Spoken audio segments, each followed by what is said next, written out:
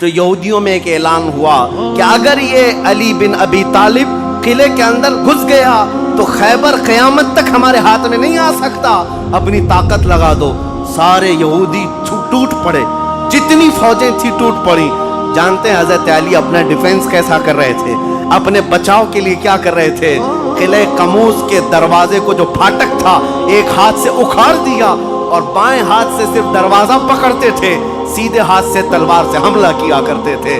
ایک ہاتھ میں دروازہ لے کر کے ڈیفنس کر رہے ہیں، ڈھال بنائے ہوئے ہیں، جہاں سے تیر آئے یا تلوار آئے اس دروازے سے آپ نے اپنے آپ کا ڈیفنس کیا ہے۔ صحابہ کہتے ہیں ہم دیکھتے رہے، وہ دروازے کو ایسے اپنے ہاتھ میں نچا رہے تھے جیسے کوئی چھوٹا کھلونا اپنے ہاتھ میں نچایا جاتا ہے۔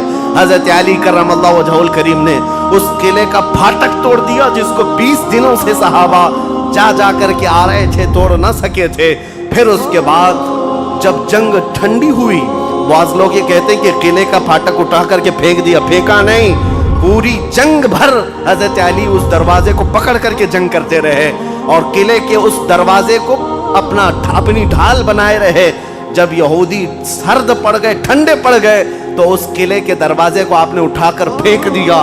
صحابہ کہتے ہیں ہم بعد میں چونکہ وہ راستے میں پڑا تھا اٹھانے کے لیے گئے تو 40 صحابہ مل کر کے اس دروازے کو اٹھا نہ پا رہے تھے، جو تنہا حیدر کرار اتنی دیر تک اپنے ہاتھ میں لے کر کے لڑتے رہے۔